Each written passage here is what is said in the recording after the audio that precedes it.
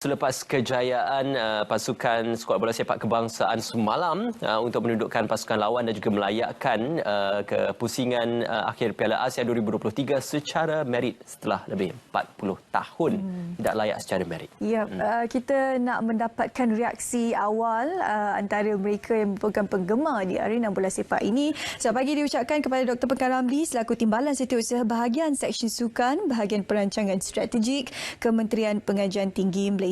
Doktor, apa khabar? Selamat pagi. Baik. Selamat pagi. Assalamualaikum. Respon doktor daripada perlawanan semalam, kalau boleh dikongsikan. Saya tadi bawa kereta pagi keluar. Di sepanjang perjalanan saya buka radio. Kebanyakannya semua cerita pasal bola, pasal kejayaan Harimau Melaya. Semua orang begitu excited sekali. Ialah seperti disebutkan tadi 42 tahun.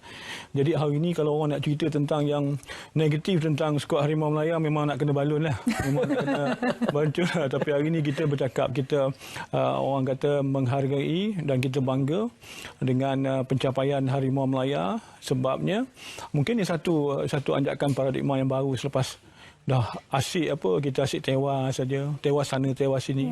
Tiba-tiba datangnya jurulatih yang baru ni, kita dapat melihat berlaku satu perubahan yang agak drastik kepada cara permainan ataupun cara bermain skuad kebangsaan, cara dari segi semangatnya, dari segi sokongan yang diberikan kepada skuad Harimau Melaya sekarang ni.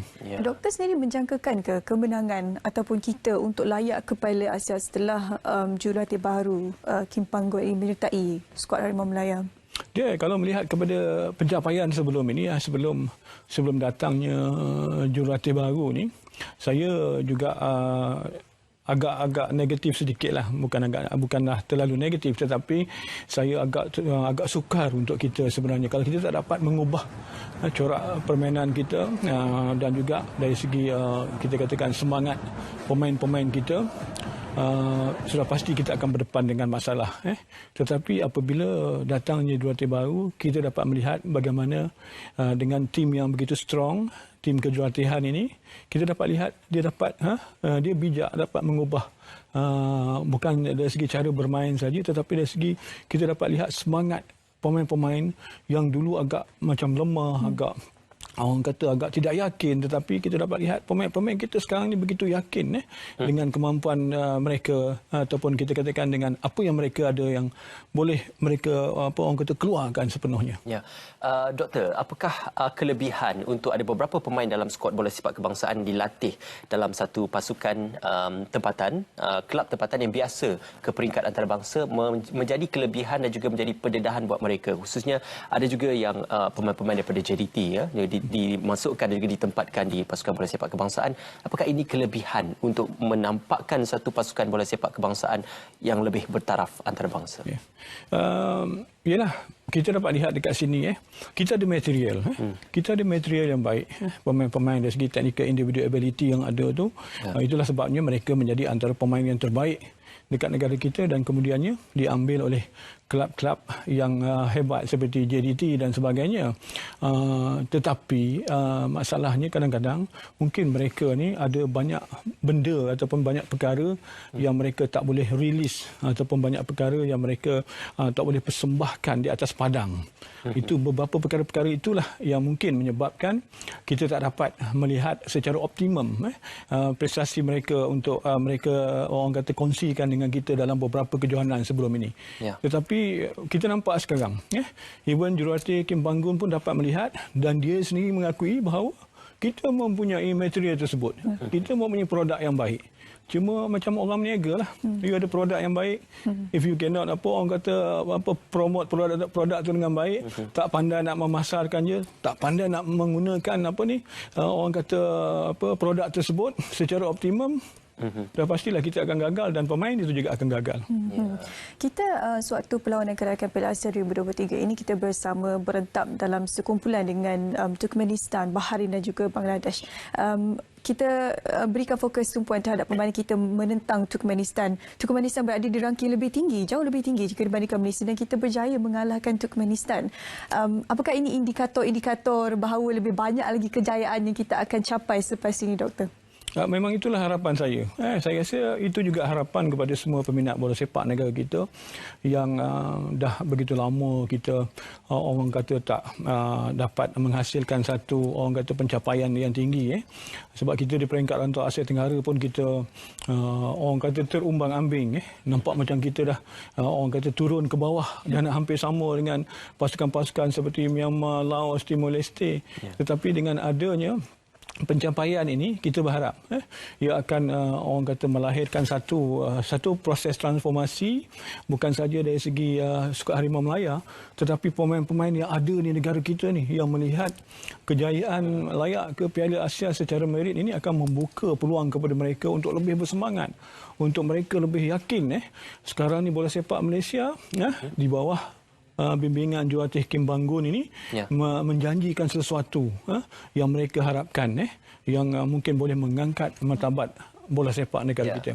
Bercakap tentang jurulatih, kita juga akan bersama dengan Coach Dollah Saleh yang sudah pun berada di talian pada ketika ini. Assalamualaikum, selamat pagi Coach. Waalaikumsalam warahmatullahi wabarakatuh. Alhamdulillah, terima kasih Tuan kerana bersama dengan kami pada pagi ini. Terus kepada persoalan kepada taktikal yang dipersembahkan oleh pasukan kebangsaan. Kalau dilihatkan ada beberapa pemerhati melihatkan strategi dimainkan oleh Kim Panggun ini adalah lebih kepada menyerang berbanding kepada bertahan semata-mata. Jadi apakah strategi yang direncana dalam memastikan kubu pertahanan lawan itu dapat ditembusi berhasil dalam beberapa siri perlawanan untuk kelayakan kali ini, Tuan? Strategi itu memang peranan jurulatih lah. Dan apa yang saya lihat, bila kita bermain di tempat sendiri, sudah pastinya seorang jurulatih akan membuat strategi untuk menyerang dan untuk menjaringkan gol dengan kemenangan sekali. Itu siapa-siapa pun. Tak ada istilah dekat kita nak bertahan ke apa, istilah kita untuk menyerang. Itu memang tepatlah apa yang jurulatih Kim Panggun telah buktikan pada perlawanan pada malam semalam.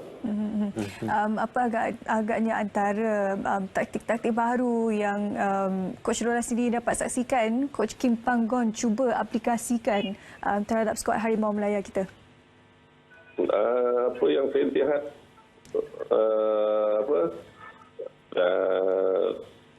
kita ni apa yang saya lihat, pemain-pemain Harimau Melaya ni nampak lebih confident apa yang kita saksikan sebelum ini, dan keyakinan pada pemain-pemain apa yang saya lihat nampak terbuktilah pada individu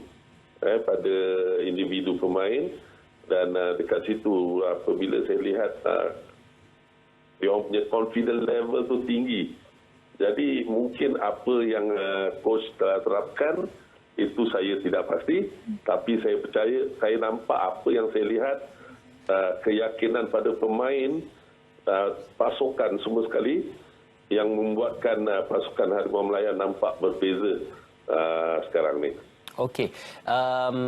Tuan, apakah untuk pemilihan pemain-pemain untuk barisan utama ataupun barisan yang ditonjolkan ataupun diturunkan dalam beberapa siri perlawanan kelayakan ini adalah antara barisan yang dikatakan terbaik dan juga paling mempunyai kita kata sinonim antara satu sama lain dan juga chemistry antara satu sama lain? Memang tidak dinafikan, pemilihan pemain kali ini bagi saya yang terbaik, dan isu pasal Dipola pula bukan jadi alasan bagi saya. Ada dia punya kelebihan juga, tapi keseluruhannya memang satu pemilihan yang tepat.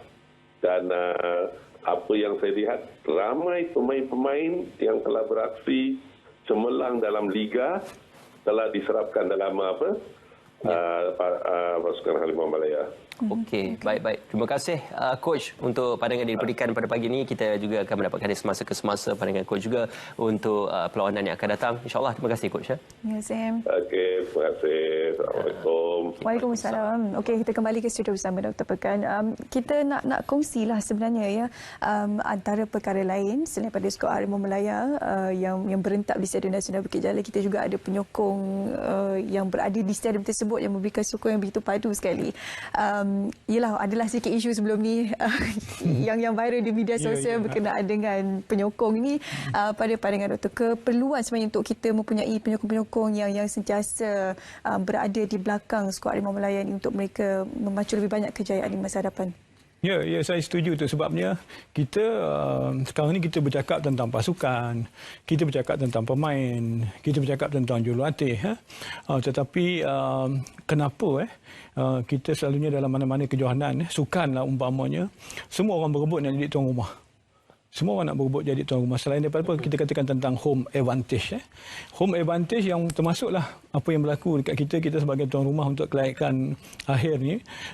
Kita dapat lihat di sini daripada segi home advantage itu sebenarnya, kalau kita ada home advantage tetapi tidak ada pemain yang ke-12 ni beramai-ramai datang ke stadium memberikan sokongan, jadi tak guna juga. Betul. Sebab apa sebenarnya dia ada kaitan antara pasukan itu dengan penyokong-penyokong yang datang ke stadium. Umpamanya kita dapat lihat kita mempunyai Atras Melaya. Yang ni kita kena appreciate lah. Kita kena orang kata menzahirkan kita punya rasa bangga dengan Atras Melaya kita. Walaupun pada sebelum ni perlawanan pertama 20 berapa aja dalam 21,000 orang je datang kan.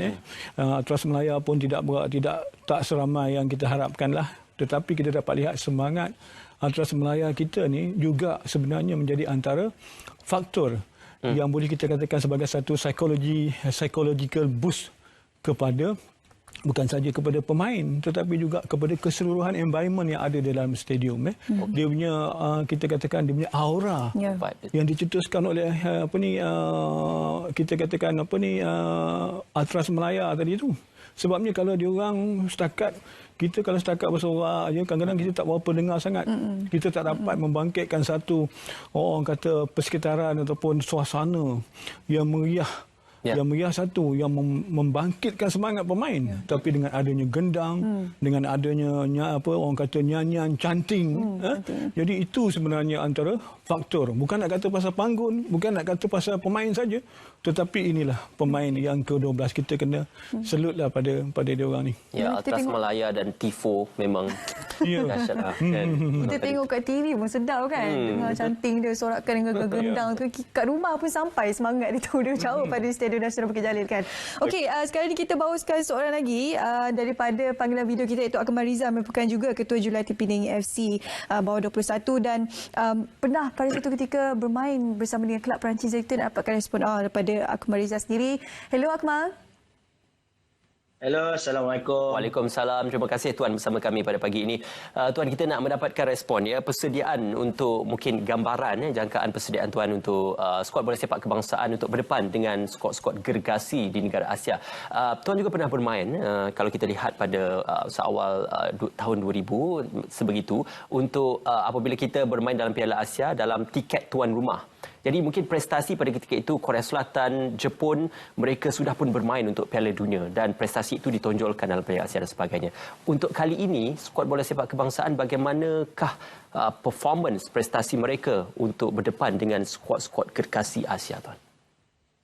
Ya, pertama sekali tahniahlah diucapkan kepada keseluruhan pasukan untuk barisan kejurulatihan dan juga barisan pemain kerana telah berjaya melayakkan diri ke saingan Piala Asia untuk tahun 2023. Memang benar apa yang dikatakan, apabila kita melayakkan ke Piala Asia itu, sekarang ada 23 pasukan lain yang merupakan pasukan-pasukan terbaik di Asia. Apa yang pernah saya lalui pada tahun 2007 apabila kita menjadi tuan rumah Piala Asia, memang nampak perbezaan yang ketara ketika itu apabila kita ditempatkan bersama dengan pasukan China, Iran dan juga Uzbekistan dan kita kalah ketiga-tiga perlawanan. Jadi saya merasakan Jurulatih Kim Panggon perlu mempersediakan skuad yang ada ini dengan lebih mantap, dengan lebih rapi apabila kita menghadapi saingan Piala Asia nanti, dan kita tahu apabila undian dijalankan nanti pasti dua pasukan utama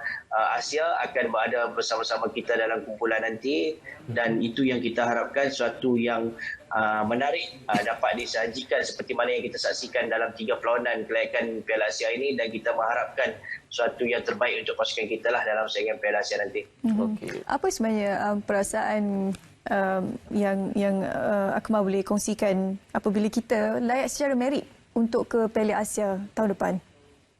Ya, itu bagi saya, walaupun saya sudah tidak bergelar pemain, tapi sebagai bekas pemain saya merasakan ini satu kejayaan yang cukup penting untuk generasi bola sepak sekarang.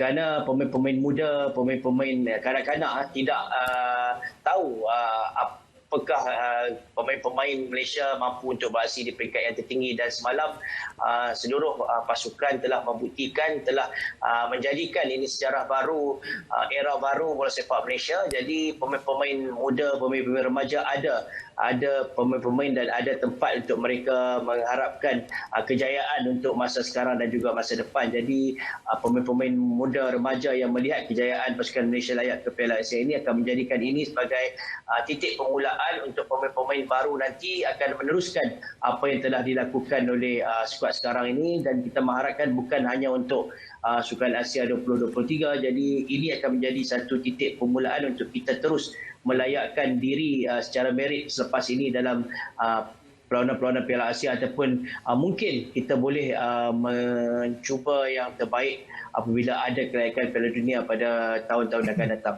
Ya, Tuan, untuk sorting Piala Asia nanti kita akan tahu nanti. Cumanya untuk pada ketika ini dan prestasi pasukan di peringkat Asia pada tahun ini dan juga tahun-tahun sebelumnya, negara manakah yang boleh dikatakan sebagai ketika ini menunjukkan prestasi di peringkat premier ataupun di peringkat atas untuk negara-negara pasukan Asia?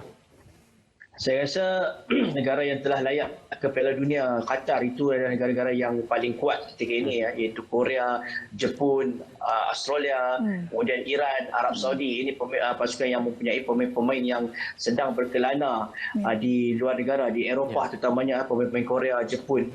Dan ini adalah pasukan-pasukan delegasi Asia yang saya rasa walaupun agak jauh untuk kita sampai tahap mereka, tapi apabila kita dah diberi peluang untuk beraksi di Piala Asia, ini adalah satu peluang untuk kita cuba cari bagaimana taktikal terbaik untuk kita menghadapi perlawanan-perlawanan menentang agregasi Asia ini, dan cuba untuk kurangkan perbezaan yang jauh antara pasukan Malaysia dan pasukan-pasukan kuat di Asia nanti. Ya, baik. Terima kasih kepada Tuan Akmal Rizal kerana bersama dengan kami pada pagi ini. Kita doakan juga untuk kecemerlangan karier dan juga aspek kejuaraan anda akan terus cemerlang dari hari ke hari. InsyaAllah. Terima kasih, Tuan. Okay, terima kasih. Assalamualaikum. Waalaikumsalam. Okey, betul. Australia juga antara negara kuat baru-baru ini berjaya mengalahkan Peru untuk World Cup. Dapat gaya ini kita mungkin akan bertembung dengan mereka. Tak tahu kita akan diundi dengan kumpulan mana nanti.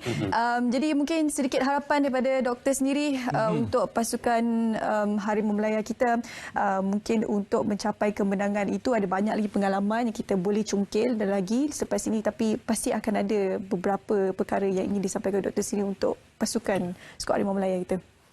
Okey, kita dah banyak belajar dari segi kesilapan kita, ataupun dari segi betapa ataupun bagaimana seriusnya kita nak menyediakan pasukan ini. Sebabnya kalau kita dapat lihat, kita dah sekarang ni kita dah tahu bulan Jun tahun depan ialah Piala Asia akan berlangsung di kalau ikut mungkin China dah tarik diri. Kita tak tahu negara mana akan menjadi tuan rumah final nanti. Tetapi kita tidak mahu perkara-perkara yang sama berulang lagi lah. Sebabnya bila kita Piala Asia bulan Jun nanti, kita tak nak nanti last minute liga kita masih berjalan dan kemudiannya banyak pemain tak dilepaskan untuk latihan pusat hingga akan menyebabkan latihan pusat dapat dijalankan dalam tempoh yang singkat. Tetapi kerana sekarang ini kita dah tahu, kita dah layak, kita perlu mempunyai perancangan yang jelas, perancangan yang lebih, orang kata yang lebih kukuh, masa yang lebih banyak sepatutnya perlu diberikan tumpuan kepada pasukan ini supaya bila kita dah layak Piala Asia, tapi jangan besok di Piala Asia kita berdepan masalah yang sama balik kepada masalah-masalah remeh-temeh yang berlaku sebelum ini. Kita harap kali ini semua pihak yang terbabit, semua stakeholder, pemegang taruh semua memahami bahawa kalau kita perlu orang kata jadualkan semula kita punya liga supaya tidak mengganggu persiapan pasukan kebangsaan untuk Piala Asia ni, saya rasa itulah perkara yang sepatutnya kita lakukan dan kita fikirkan supaya keutamaan harus diberikan. Kalau kita dah layak 42 tahun baru nak layak secara merit, tapi besok kita pergi macam persiapan biasa, kita nak pergi sukan C 2 minggu baru nak training, jadi satu kerugian yang besar lah. Tak guna kita layak ke satu kejohanan yang berprestij macam ni, tapi kita tak betul-betul prepared well untuk ataupun well prepared untuk kita punya team. Lama training pun tak apa, dapatkan orang kata sparring yang betul-betul ni dalam beberapa kejohanan sebelum berlangsung Piala Asia, dan kita harap kita bila sampai ke Piala Asia nanti pasukan kita betul-betul dah mantap, pasukan kita tak ada masalah, pemain yang akan diturunkan, kesebelasan utama yang akan diturunkan, semua dah ready. Ya. Mungkin di atas kertas ada berlaku perbezaan ataupun jurang antara negara kita dengan negara lain, tetapi itu tidak mustahil apabila segala-galanya boleh berlaku apabila di atas padang dan juga di stadium. Terima kasih Doktor kerana bersama dengan kami untuk kita membawakan harapan kita dalam merealisasikan impian untuk kita mendapatkan kecemerlangan di Piala Asia 2023.